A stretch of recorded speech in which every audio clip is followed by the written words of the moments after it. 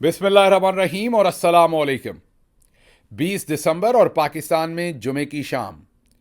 आज अभी तक की अहम खबरें और मेरा तज्जिया। सबसे पहली खबर एक दफ़ा फिर वाशिंगटन डीसी से, एक दफ़ा फिर एक और खुशखबरी, और वो खुशखबरी ये है कि किसी ने नहीं सोचा था कि इतनी जल्दी ऑपरेशन क्लीन अप शुरू हो जाएगा। जी हाँ, रिचर्ड ग्रैनल ने हाथ में हथौड़ा पकड़ा हुआ है और हथौड़े से हर वो कील जो चुभ रहा था, हर वो कील जो पब्लिक को तकलीफ दे रहा था, हर वो कील जो अपने आप को बगैर किसी आइन कानून के ताबे समझता था, अब उसको बराबर करना शुरू किया है और उसी हथौड़े से उसकी मरम्मत करनी शुरू की है किसी ने और नहीं बल्कि वन एंड ओनली रिचर्ड ग्रैनल ने। हमने ये तो देखा था कि उन्होंने चौधरी निज़ामुद्दीन और उसके हवारी मीडिया या टाउट मीडिया जो था उनके ऊपर एक्शन लिया था। फिर उसके बाद हमने ये भी देखा कि जो पाकिस्तान में उनके सहूलतकार हैं उनके खिलाफ भी बातचीत शुरू हो गई थी, चले कोई एक्शन तो नहीं।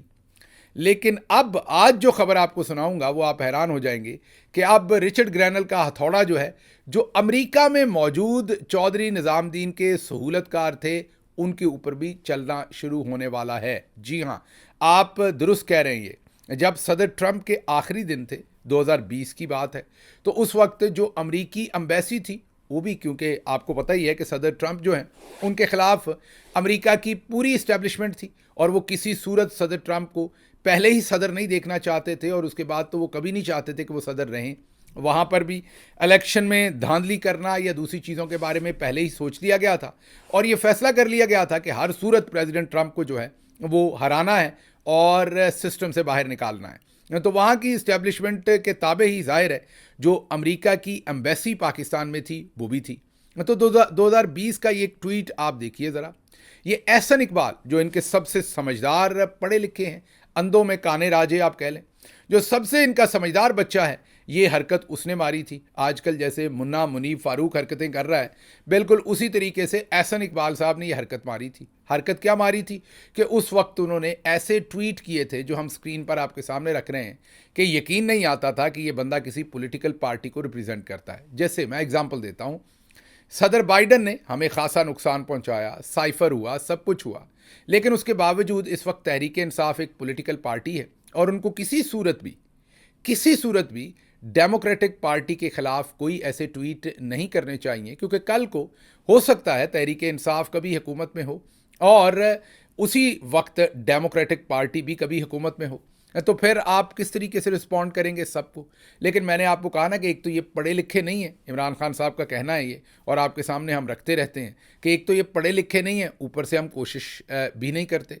और जो एहसन इकबाल हैं वो भले पढ़े लिखे लगते हैं लेकिन हैं तो इन्हीं में से ना, कितने के पढ़े लिखे होंगे, दिमागी तौर पे मैं बात कर रहा हूँ, डिग्री तो होगी।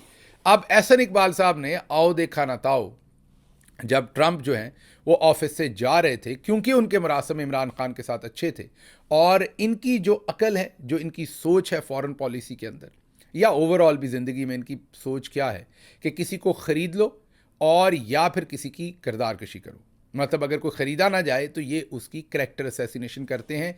ये शरीफ ख़ानदान को, नून लीग को ये दो ही काम आते हैं, या टिपिकल पाकिस्तानी पॉलिटिक्स में ये दो ही काम होते हैं और इसका सेहरा चौधरी निज़ामुद्दीन के सर जाता है, क्योंकि उन्होंने यही तरीका उन्होंने अपना रखा है सियासतदानों को कंट्रोल करने का पहले दिन से।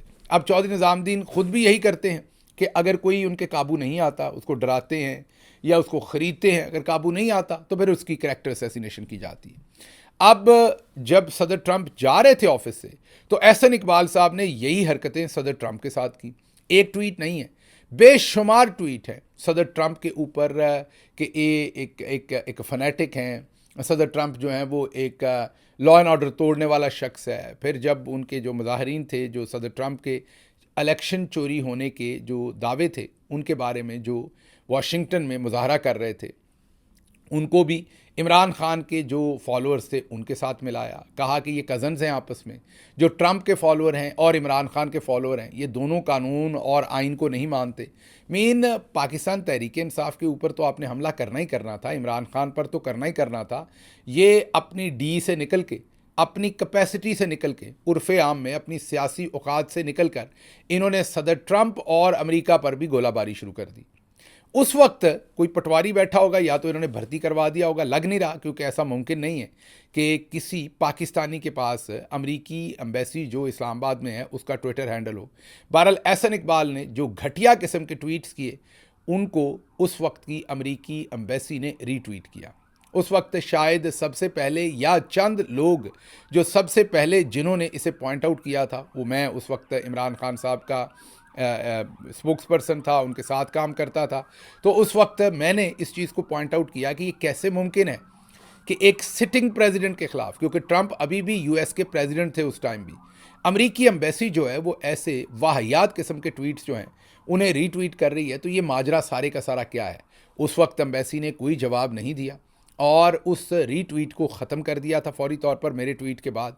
लेकिन अब मामलात जो हैं वो सामने चल रही हैं, जो हम देख रहे हैं वो हैरान कुन बातें हैं कि अब इतने सालों के बाद जब ये तमाम का तमाम जो ट्वीट था अमेरिकन एम्बेसी का, ये रिचर्ड ग्रैनल के सामने आया है, तो उन्होंने अब पता, तारीख़, एड्रेस पूछना शुरू कर दिया है कि उस वक्त तारीख़ क्या थी। असल में वो जानना ये चाह रहे हैं कि उस वक्त एम्बेसी के अंदर एम्बेसडर कौन था, उस वक्त एम्बेसी के रूह रवां कौन थे, किसने एहसन इकबाल के साथ मिलके या एहसन इकबाल को इंडोर्स किसने किया था, किसने ये सब कुछ किया था कि एहसन इकबाल पहले इतने ख़तरनाक किस्म के ट्वीट करें ट्रंप के ख़िलाफ़ और उसके बाद एम्बेसी जो है उन्हें इंडोर्स करे। बहरहाल ये अब एक नया कट्टा खुल गया है। कट्टे का मतलब ये है कि अब रिचर्ड ग्रैनल साहब जो हैं वो अब पता, एड्रेस, तारीख़ पूछते फिर रहे हैं और उन्होंने ट्विटर पे पूछी है। उसके बाद वो सीधा ही कनेक्ट हो गए हैं, मतलब तारें जुड़ गई हैं और अब बात बात पर कमेंट्री हो रही है। उन्होंने अब ये भी पूछ लिया है कि ये तो मैंने आपको बता दिया कि उन्होंने पूछ लिया कि इसकी तारीख़ क्या थी जो ट्रंप के ख़िलाफ़ ट्वीट हुए थे, यकीनी तौर पर इस पर एक्शन होगा। हल्फ उन्होंने अभी नहीं लिया, हल्फ लेने में पूरा 1 महीना बाकी है। आज 20 तारीख की शाम है जब आप ये वीलॉग सुन रहे हैं और हल्फ उन्होंने 20 जनवरी को सदर ट्रंप ने लेना है, तो साथ ही इनकी मुद्दत मुलाजमत भी शुरू हो जानी है या तकर्री शुरू हो जानी है। तो हल्फ लेने से पूरा 1 महीना पहले क्लीन अप एक्शन शुरू हो गया है।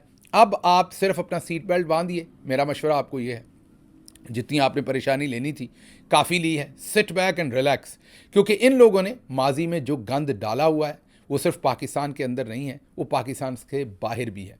रिचर्ड ग्रैनल को भी इन्होंने वही उसके ऊपर फार्मूला नंबर 3 लगाया। फार्मूला नंबर 3 इनका क्या है? फार्मूला नंबर 1 है किसी को ख़रीदो, अगर वो ना बिके तो फिर उसको डराओ, उसको धमकाओ, अगर वो फिर भी ना हो तो फार्मूला नंबर 3 है उसकी कैरेक्टर असैसिनेशन करो। इन्होंने डायरेक्ट ही, क्योंकि ख़रीद तो सकते नहीं थे रिचर्ड ग्रैनल को और डरा भी नहीं सकते थे, तो ये तीसरे फार्मूला पे सीधा चले गए। पहले इन्होंने जियो को छोड़ा और जियो के बाद अब एहसन इकबाल की जो है वो धुलाई हो रही है। और ज़ाहिर है दोनों उस वक्त एहसन इकबाल जो हैं वो जनरल बाजवा के इमा पर काम कर रहे थे और जियो इस वक्त army chief general Asim Munir साहब के इमा पर काम कर रहे हैं। तो इस्टेब्लिशमेंट ने ही इन्हें रिचर्ड ग्रैनल के ऊपर छोड़ा कैरेक्टर असैसिनेशन करने के लिए। ये इनका पुराना काम है, नया काम नहीं है, लेकिन आगे से रिचर्ड ग्रैनल टक्कर गया है, उसे ना ही कैरेक्टर असैसिनेशन की फ़िक्र है, ख़रीदिए उसे सकते नहीं, डरा उसे सकते नहीं। तो फिर एक ही काम है कि वो एक पंजाबी की कहानी है, कहावत है, कहानी कह दिया कि अगे जट जाने या बिज्जू। अब जट जो है वो इसमें मामले में रिचर्ड ग्रैनल है, बिज्जू ये हैं। अब बिज्जू और जट एक कमरे में लॉक हो गए हैं और इनके साथ वो होगा जो एक आपको और दास्तान सुना देता हूँ। मेरे साथ मेरा एक स्टाफ मेंबर था जब मैं वज़ीर आज़म के साथ तर्जुमान था, और ये बड़ी इंटरेस्टिंग बात है, जो मेरी रेजिडेंसी इस्लामाबाद में उसके इर्द गिर्द मागला हिल्स की वजह से बहुत सारे बंदर भी रहते थे। अक्सर वो बंदर जो हैं वो अंदर भी आ जाते थे, मीन बिल्डिंग्स के अंदर भी आ जाते थे, गाड़ियों पर भी, कचरा जहाँ पड़ा हुआ है वहाँ, क्योंकि वो झुंड में फिरते थे। तो मेरे साथ एक साहब थे, स्टाफ में मेरे में काम करते थे मेरे साथ। उनको एक दिन जब वो अपने कमरे में दाखिल हुए, जो उनका रेजिडेंस का कमरा था, तो अंदर बंदर उनको नज़र आया सोफ़े पे बैठा हुआ। वो थोड़े कम पढ़े लिखे थे, स्टाफ के जो मेंबर थे, और उनका बैकग्राउंड जो था वो कुछ काश्तकारी से रिलेटेड भी था। तो कम पढ़े लिखे मैं इसलिए कह रहा हूँ कि काश उन्होंने कोई किताबें बंदरों के बारे में पढ़ी होती तो उन्हें इल्म होता कि करते क्या हैं बंदों के साथ। तो उन्होंने ये सोचा کہ میں یہ بندر پکڑ لیتا ہوں, اس کے اوپر کمبل پھینکتا ہوں, اسے پکڑ لیتا ہوں, اس کے بعد اسے رسی باندھوں گا, اسے گاؤں لے جاؤں گا. اور آپ کو جو شہروں میں رہنے والے لوگ ہیں انہیں شاید پتہ نہیں کہ بندر کو سدھا لیتے ہیں, سکھا لیتے ہیں, اور بندر پھر بہت سارے ایگریکلچر میں کام بھی کرتا ہے. اور کئی لوگوں نے گاؤں میں بندر رکھے ہوتے ہیں جو ان کے ایگریکلچر میں, کیونکہ بندر میں انرجی بہت ہوتی ہے, اس کو سکھا لیں تو پھر وہ کئی کام کرتا ہے. آپ دیکھ لیں کس طریقے سے ہماری اسٹیبلشمنٹ بھی استعمال کر رہی, کئی بندروں کو سدھایا ہوا ہے, سکھایا ہوا ہے, بہترین کام کر رہے ہیں. ہاں یہ کہ کئی دفعہ وہ نوٹی حرکتیں کر دیتے ہیں, کام خراب کر دیتے ہیں. وہ بھی آپ کو اگلی سٹوری بتاؤں گا جب آپ بندروں سے کام لیں تو کیا ہوتا ہے. بہرحال یہ جو جوان تھا ہمارا, جو میرے سٹاف میں تھا, اس نے ایک کمبل اٹھایا اور جاپ بندر کے اوپر پھینکا. اب بندر سامنے بیٹھا کچھ کھا رہا تھا اٹھا کے جو بھی اس کمرے میں تھا. اس نے جب وہ کمرہ دروازے کے پیچھے سے کسی اور سب سے پہلے اس نے دروازے کو کنڈی لگائی کہ کہیں بندر نکل کے بھاگ نہ جائے. اب جیسے یہ کمبل پھینک رہا تھا یا کمبل پھینکنے کے پروسیس میں تھا تو اس کو اچانک سے پتہ چلا کہ صوفے کے پیچھے جو اس کو نظر نہیں آ رہے تھے 4-5 اور بندر بھی تھے. اب کمبل اس کے ہاتھ سے روانہ ہو چکا تھا جب اس کی نظر پڑی, اور بندر تو آپ کو پتا ہے کہ تیز ہوتا ہے, اس نے چھلانگ ماری اور وہ کمبل سے بھی بچ گیا. اور اس کے بعد وہی کمبل تھا, بندر تھے, اور یہ سٹاف کا ہمارا بندہ تھا, اور اندر سے چیخوں کی آواز آ رہی تھی. بڑی مشکل دروازہ توڑ کے, جب دروازہ توڑا تو آگے سے بندروں نے, جنہوں نے دروازہ توڑا, ان کے اوپر وہ حملہ آور ہو گئے, کیونکہ وہی دروازہ تھا جس سے بندر نے باہر نکلنا تھا بندروں نے. بہرحال بندر تو نکل گئے, اور اس جو ہمارا بندہ تھا اس کی جو کٹائی ہوئی تھی, اس بیچارے کو جو مار پڑی ہوئی تھی بندروں سے, سوزش تھی, زخم تو اتنے نہیں آئے لیکن سوزش تھی, تو اس کو آج تک پتہ ہے کہ کبھی بندر کو پکڑنے کی کوشش نہیں کرنی. اب یہ جو اسٹیبلشمنٹ نے پاکستان میں بندر رکھے ہوئے تھے, ان سے بھی اسٹیبلشمنٹ پاکستان میں تو یہی کام کرواتی ہے, کسی کی کریکٹر اسیسینیشن کرا لو, کسی کا کچھ کرا لو. لیکن اس دفعہ بندروں کا جو آپ یہ کہیں میچ انہوں نے ڈال دیا ہے بن مانس کے ساتھ یا کسی بڑے گوریلا کے ساتھ, تو اب رچرڈ گرینل جو ہے وہ ان کا علاج کرتے بھی رہیں گے اور انہیں موقع پر جرمانہ بھی کرتے رہیں گے. اگلی خبر آپ کے سامنے رکھنی ہے جی. کامران خان پاکستان کا بڑا نام ہے, بڑے صحافی ہیں. اب وہ اکثر اپنے معیشت کے اوپر بھی ان کا بہت گہرا اکانومی کے اوپر انٹرسٹ ہے. ایک دن وہ ویلاگ کرتے ہیں اور اس میں بتاتے ہیں کہ SIFC نے گیم اٹھا دی ہے, اسٹاک ایکسچینج اٹھ گئی ہے, پاکستان کی اکانومی ریوائیو ہو گئی ہے. جناب جنرل سید عاصم منیر صاحب جو پاکستان کے آرمی چیف ہیں, انہوں نے پاکستان کی معیشت کو ڈوبنے سے بچا لیا ہے, نکال کے باہر لے آئے. اب اچھے دن ہیں, اب سب اچھا ہے. یہ میں نہیں کہہ رہا, یہ کامران خان صاحب اپنے جو اکانومی سے ریلیٹڈ وہ ویلاگز کرتے ہیں ان کے اوپر کہتے ہیں. پھر اگلے دن وہ دوسرا ویلاگ کرتے ہیں, اس میں کہتے ہیں پاکستان کی اکانومی تباہ ہو گئی ہے اور آگے اندھیرا ہی اندھیرا ہے, اور ان حکمرانوں کو پتہ نہیں انہوں نے کرنا کیا ہے, یہ ملک کو کہاں لے کے جانا چاہتے ہیں, کس طرف لے کے جانا چاہتے ہیں, انہیں کچھ پتہ نہیں ہے. اور اس کا سارا قصور جو ہے وہ ہر صورت جناب شہباز شریف صاحب کا ہے. اب یہ ہماری سمجھ سے باہر ہے کہ کامران بھائی یہ کیسے کر لیتے ہیں. SIFC اور پاکستان کی اکانومی اوپر جا رہی ہے تو اس کا سارا کریڈٹ جناب army chief general Asim Munir, Syed Asim Munir صاحب کے پاس ہے. اور اگلے ہی دن 24 گھنٹے یا 48 گھنٹے کے اندر ایک اور ویلاگ کرتے ہیں جس میں کہتے ہیں کہ اکانومی ڈوب رہی ہے, اکانومی تباہ ہو گئی ہے, اکانومی نیچے جا رہی ہے, اور اس کا کریڈٹ جو ہے وہ شہباز شریف کو دے دیتے ہیں. تو اب کیا دونوں کا کریڈٹ جو ہے وہ سید عاصم منیر صاحب کو ہی نہیں ملنا چاہیے؟ پہلی بات. دوسری بات, یہ 24 گھنٹے کے اندر اکانومی اوپر کیسے چلی جاتی ہے اور نیچے کیسے چلی جاتی ہے, یہ دوسری بات. تو پھر مجھے وہ مظہر عباس صاحب کا تجزیہ یاد آتا ہے جو کل ہم نے شامل کیا تھا اپنے شاید پنجابی ویلاگ میں, جس میں انہوں نے نیا ایک بیان دیا ہے کہ ضیاء الحق صاحب کو مجیب الرحمان شامی صاحب اور کچھ دوستوں نے کہا, سینئر صحافیوں نے, کہ آپ بس جو ہے وہ الیکشن کے چکروں میں مت پڑیں, ہم رائے عامہ خود ہی ہموار کر لیں گے, آپ اس پرابلم میں سے نہ گزریں, مطلب عوام کی رائے کے بارے میں فکر نہ کریں, وہ رائے عامہ ہم ہموار کر لیں گے. اب یہ بات کتنی درست ہے یہ تو مظہر عباس صاحب ہی بتا سکتے ہیں جن کی سٹوری ہے, جنہوں نے یہ انکشاف کیا ہے. لیکن یہ ضرور ہے کہ اس زمانے میں بڑے آرام سے رائے عامہ کنٹرول کر لی جاتی تھی. اگر اسی زمانے میں ہمارے کامران بھائی بھی آتے تو یہ کسی نے سوال ہی نہیں کرنا تھا کہ ایک دن میں معیشت اوپر کیسے جا سکتی ہے اور نیچے کیسے جا سکتی ہے, آرمی چیف کیسے ٹھیک ہیں اور शहबाज शरीफ कैसे गलत हैं। अब क्योंकि सोशल मीडिया है, सवालात किए जाते हैं और इसी वजह से हमें प्रॉब्लम्स हैं, क्योंकि सवालात के जवाब फिर जब हम देते हैं तो हमारा जो इतना सीनियर रुतबा होता है उसमें कमी आती है और इसलिए हमें सोशल मीडिया पे गुस्सा आता है। इसीलिए आप देख रहे हैं कि सोशल मीडिया के ख़िलाफ़ जो है वो कैंपेन है। सोशल मीडिया के ख़िलाफ़ कैंपेन अंदर से भी थी, बाहर से भी थी। आपने डिफरेंट जर्नलिस्टों के बयानात भी सुने, आपने शेर अफजल मरवत साहब का, दूसरे लोगों का बयान भी सुना सोशल मीडिया का।